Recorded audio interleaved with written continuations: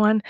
My name is Alex Colvin, and I am the Exhibits, Publications, and Programs Coordinator at the Alabama Department of Archives and History. And I'm so excited to welcome you to today's research rundown. Before we begin, I have a few quick announcements. The first announcement is that we will have a genealogy workshop next Monday, December 8th at 9 a.m. This is an in-person only workshop that focuses on Genealogy 101, and you can register ahead of time for a lunch. I'll drop the registration link in the chat after my announcements. I'd also like to invite you to join us next month as Research Rundown continues on Monday, January 5th, when Carly Ann will present on how to use the research room. Now, without further ado, I bring on Kayla Scott Gurner, who's going to present on the Montgomery Bus Boycott. Welcome, Kayla. Thank you so much, Alex. I want to thank everyone for joining us today for another edition of Research Rundown. Today's presentation will provide an introduction to the types of records we have access to at ADAH regarding the Montgomery Bus Boycott, along with details of what information they may contain and how to search for them. While we will focus on the Judge Eugene Carter papers, I also want to highlight some of the other items we have in our collections and how you can see what we have by visiting our website. Let's get started.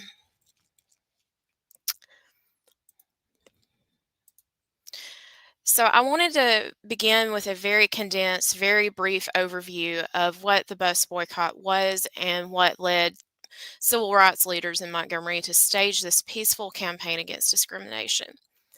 Beginning in 1955 and lasting for approximately 13 months, the Montgomery Bus Boycott was a protest movement enacted by African American citizens of Montgomery to desegregate the public bus system known as the Montgomery City Lines.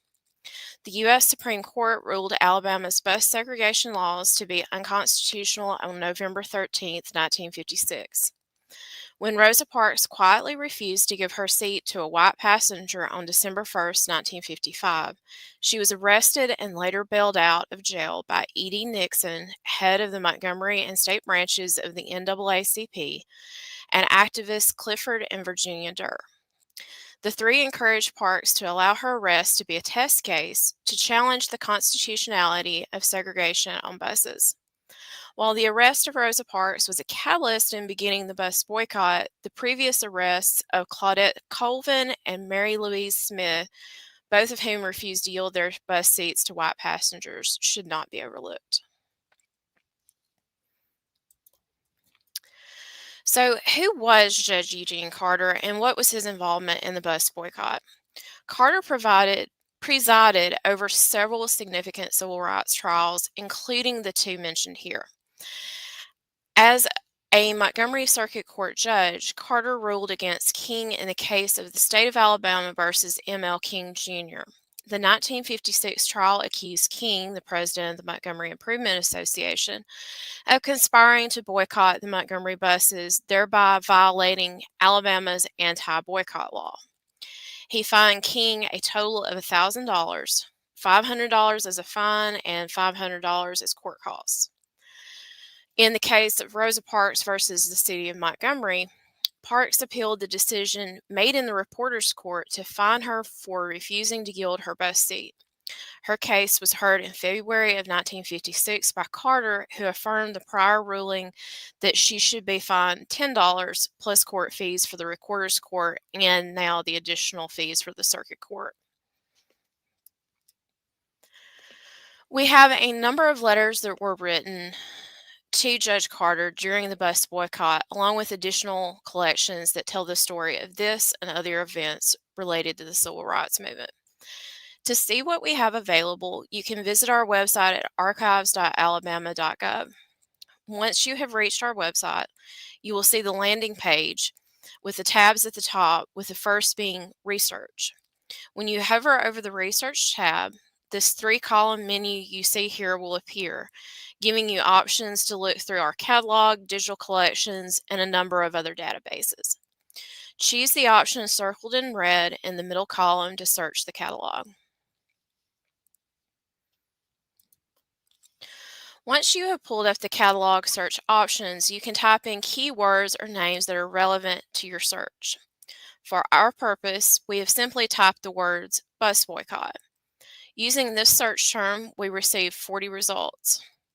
Over On the right-hand side of the page, you have the option to break down the search results so it only shows books or things in the other category, which will mostly be unpublished archival collections. This is helpful in narrowing the search results if you are only interested in books, for example. The third item in the search results is the Eugene W. Carter Bus Boycott papers, dated 1956 to 1957. We will click on this link, which then takes us to the catalog record for the collection. Once we have reached the catalog record, we are provided with information about the collection in question. In addition to showing the name and creator of the collection, it shows us the collection number, which is noted by a green arrow here. This collection's call number, which you would need if you visited the archives to view the collection, is LPR 171. The container number is simply 1, as there is only one container or box in the collection. So to view the collection in person, you would request the Judge Eugene Carter papers, LPR 171 Box 1. Just to clarify the red highlighted word loanable under the policy heading, I would note that the archives does not loan any items, books, or otherwise to be taken outside of the research room. The only way to view any of the physical, undigitized items in our collections is to visit us in person and view them in the research room. The status simply means that the collection should be in its assigned location in storage. Moving on. Let's say you aren't sure this collection would be useful to you and you would like more information. If you scroll down the page, you will see further details about the collection, including the author's name, a description of the collection, the creation date or date range, and how large you can expect the collection to be.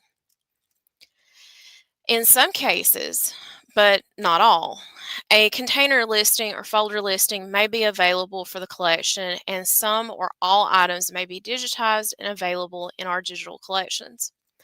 Notes and links about any of these things will be at the very bottom of the page. You will see that while the entire collection is not digitized, the link indicates that some items from the collection are online. Clicking on the series description and container listing link takes us to the next page.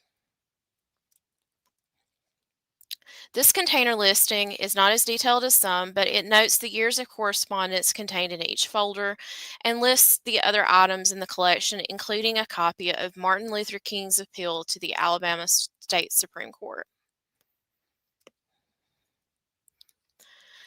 The correspondence in Carter's collection is an interesting look into the public's opinion of the boycott, Carter's rulings, and segregation as a whole.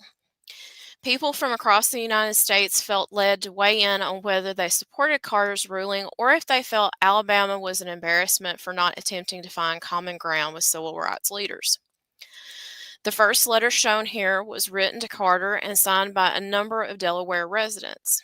In part, the letter read, "If more judges and people in reasonable positions were to speak out like you have, there would be no need for us to struggle so hard to maintain segregation.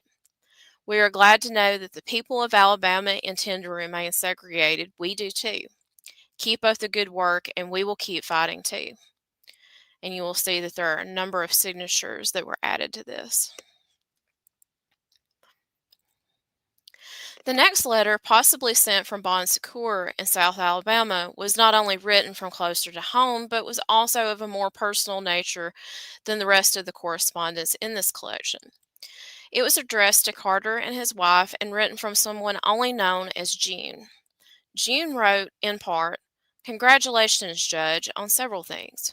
Perhaps the first is in being a gentleman of good taste engendered by good breeding. Second, in knowing the law. Thirdly, on your ability to handle any given situation. And fourth, on your keen sense of fairness." There were those letters that praised the court rulings, while others politely opposed them and pointed out that the bus system consistently failed to treat all travelers fairly. In this letter from Robert M. Frank of New York, the author writes of witnessing bus drivers' abusive behavior on visits in the South, especially around Montgomery. As a poignant final touch to his letter, Frank wrote, I enclose a check and will appreciate you giving it to the local defense fund or toward the cost of the carpool being operated by the Negroes.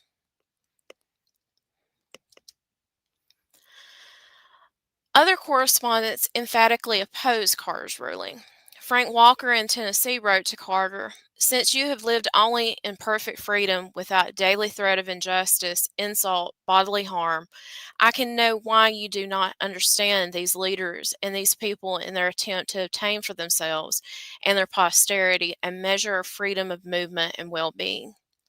Walker emphasized his point, stating in all capital letters, "They only want to live." Jay Jones from Oregon wrote to Carter and declared his verdict against King to be an embarrassment of the American justice system and accused the judge of aiding the communist cause.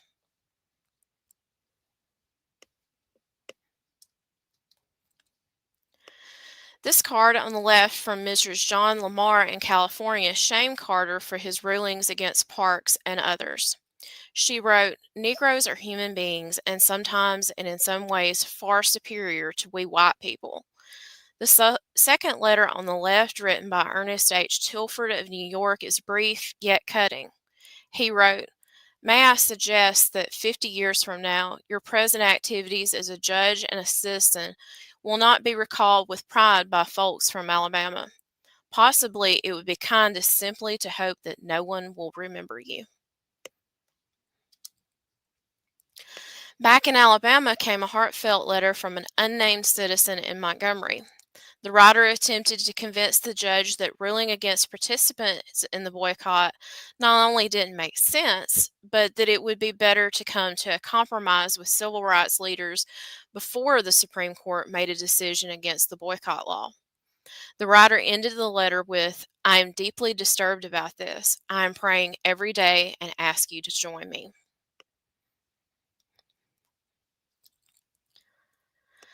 Less polished, but no less emphatic, were these small note cards that were mailed to Carter. While none of them are signed with a name, the top three appear to have the same handwriting, and each were signed by pseudonyms such as "Outraged," "Outraged Citizen," and "Disgusted." In part, these cards read, "You are the type of vulture that feeds on human misery and suffering. You are small, cheap, petty, narrow, shallow. The rattlesnake, by comparison, is honorable and just. You have something in common with vermin." Another stated, "You're not fit to sit on judgment to a herd of pigs or a flock of Alabama buzzards. You yourself a miserable vulture." The last card on the bottom left ended with an accusation of communist behavior and the words, "You are not American." The final example of correspondence from the card collection would have perhaps been most likely to garner the attention of state and local leaders. This telegram from Saul Diamond of New Jersey to Eugene Carter notified the judge that the conviction of Martin Luther King Jr. had led his company to cancel plans to bring a 150,000 square foot manufacturing plant to the state.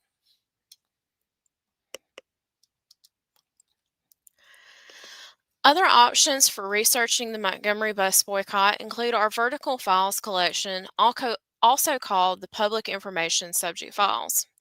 These files have a subgrouping of general files.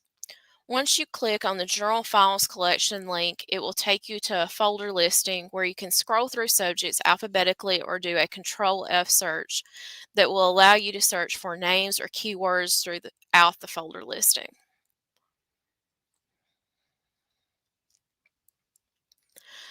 Our digital collections include the trial transcripts for Rosa Parks versus City of Montgomery and the State of Alabama versus Martin Luther King Jr. et al. Other items available online through our website include letters, newspaper clippings, and meeting advertisements. An example from the digital collections is this flyer announcing the bus boycott. It encouraged participation, noting the arrest of another Negro woman who had been put in jail because she refused to give up her bus seat. It also advertises a meeting to be held at Holt Street Baptist Church.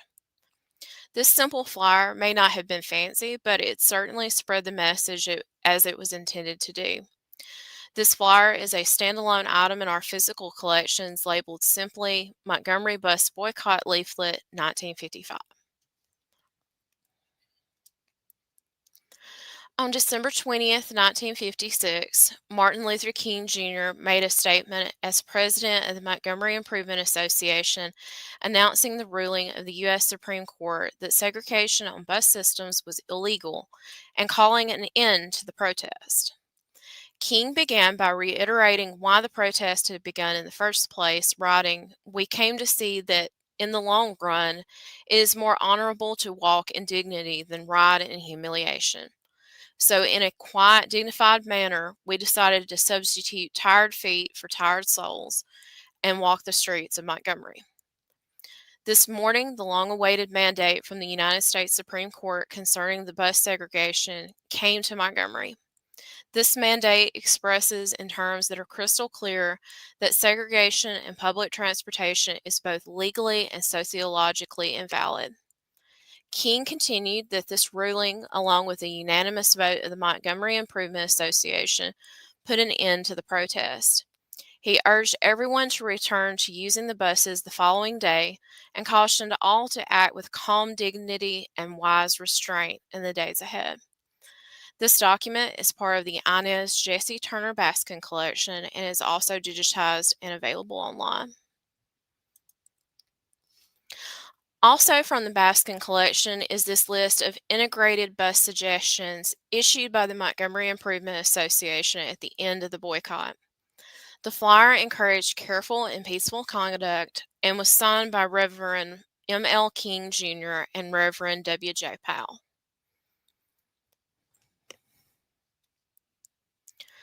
In the photographs and pictures collections, we have images of political drawings and illustrations, along with reenactment and commemoration photos of the protest. Here we see a few images taken from the publication called Race, published around 1956 by Religious Drawings Incorporated. The pamphlet used these illustrations to emphasize that scientifically, as well as in God's eyes, all men were equal no matter their skin color. The images also noted that if a man of color was eligible to serve his country in the military, he should be eligible for equal rights as an American citizen. Unlike events such as the march from Selma to Montgomery, the bus boycott did not generate as many photos taken in real time. However, we do have images in our collections from anniversary events, lectures, and even a reenactment of events many years later. Shown here is a photo of Johnny Carr and Rosa Parks on a bus in 1985 as they recreated events from the boycott era. Other photos from the time period can be found in newspapers, along with articles discussing arrests, court rulings, and more. Newspapers.com is a wonderful research tool and is available online with a subscription fee or for free by visiting our research room and using our computers to access the site. Newspapers.com allows you to search using keywords, specific dates or date ranges, and names. You can narrow your search to relevant areas within a state, county, or city, and you can also use quotation marks to narrow your search to more specific phrases such as bus boycott. Without quotation marks, newspapers.com tends to give you the results you want, sprinkled in with every single mention of the word bus or boycott that may be completely irrelevant.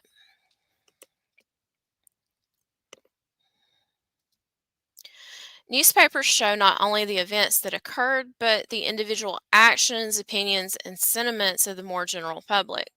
Here we see this December 1955 advertisement from Montgomery's bus lines that wishes patrons, both white and colored, a Merry Christmas, while simultaneously dismissing their discriminatory seating practices as being according to the existing laws and traditions of our city. In addition to archival collections we've discussed, digital collections, and access to newspapers.com, we have other resources including our book collections, our hardbound newspaper collection that includes a lot of undigitized materials not available through newspapers.com and other sites, and access to JSTOR, which is a subscription service that provides a wide variety of publications from academic journals and similar credible sources. Our digital collections are available online anytime. All you need is internet access to view them. Our museum is open Monday through Saturday, 8:30 a.m. to 4:30 p.m. The research room, where we provide access to documents such as ones we have discussed here today, is open Tuesday through Saturday, 8:30 to 4:30. Please do not come on Mondays to do research, as we are always closed to the public on that day. This concludes today's presentation. Thank you all so much for joining us. We have some time now to take questions if you would like to place those in the comments section. However, if you think of anything regarding this presentation later on, you can feel free to email me at kayla.scott@archives.alabama.gov. Excellent. Thank you, Kayla. As Thank you. Kayla said, if you have a question, you can put it in the comments and Kayla can answer it. I can do my best, but Kayla's going to be the one who answers it. But to kind of get us started, Kayla, I had a question. You gave so many great resources that are available here. Once people have gone through these resources, is there anywhere else you would suggest they go to research if they're interested in the Montgomery Bus Boycott or other individuals who were involved in the boycott? Definitely. One of the things that I found while I was doing research for this presentation is that the Library of Congress actually has Rosa Parks' personal papers. So Mhm. that's a fantastic resource. It appears that most, if not all, of those are digitized online. Oh, So awesome. there's a lot of photographs, a lot of great material on there. And then ASU, Alabama State University, also has the Montgomery Improvement Association papers. So that's just, almost next door to us. They have those, and then they have the E.D. Nixon collection. Awesome. Okay. And so both of those are very relevant to the bus boycott and to the civil rights movement as a whole. Yeah. So there's a lot of different places you can go to kind of get the full story of everything that Yes. was happening at the time. That's awesome. So of course, this week is the 70th anniversary of the beginning of the bus boycott. As Yes. you were going through and looking at things, was there anything that you read that you had never heard of before, or were you surprised by, or did everything kind of seem to kind of go along with what you had previously known? I I think I was surprised by some of the correspondence and Mhm. just like um that there was the segregation sentiment, the sentiment that was for segregation, but to actually see the phrasings that were used, like, this is great and wonderful that you're Yeah. continuing to uphold this, and then to see the other, on the flip side, that's completely different, where there were so many people, even in Los Angeles. I think Mhm. it kind of surprised me, particularly looking at this collection, how many letters were from outside of the state of Alabama, Mhm. because this had garnered so much national attention, that even international attention, that um, there were just so many people from all these other states that felt like they needed to say, like, hey, you're making a mistake. Yeah. And it was overwhelmingly against segregation. Like the um, correspondence was overwhelmingly against it. You just had a few in comparison that were saying, like, oh, this is great and wonderful, keep on Yeah. keeping on. um but I think it did surprise me the most that you just had so many letters that were from, like I said, like California. Yeah. And you don't really think about how much Alabama was kind of under the microscope for this situation. It truly was a focal point, and that's, I think, with every anniversary, seeing kind of how far out that this scope was. It was at a national, international level and everything like that. And that was really interesting seeing those letters coming in from across the nation, with, a vested interest in what's happening Mhm. here in Montgomery and Alabama. So we have a question from one of our viewers about the Rosa Parks Museum. And is there any way that we have worked with them in coordinating sources, like for their museum, or kind of vice versa? I'm not sure, what the museum may Hmm. have done, since I work in the reference room. Yeah. I did reach out to them as I was creating this presentation just Hmm. to see if they had any kind of archive or archival materials, and they said they do not. Gotcha. They just recommended coming to view the museum if you were interested in learning more about Rosa Parks. Um, so they don't have like a research collection or anything Gotcha. over there.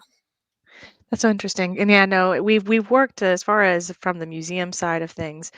We've partnered with them a lot of times for events and things like that. But I didn't realize they didn't have the some of the sources. But probably because you said that the Library of Congress is where Rosa Parks' papers are and everything, right?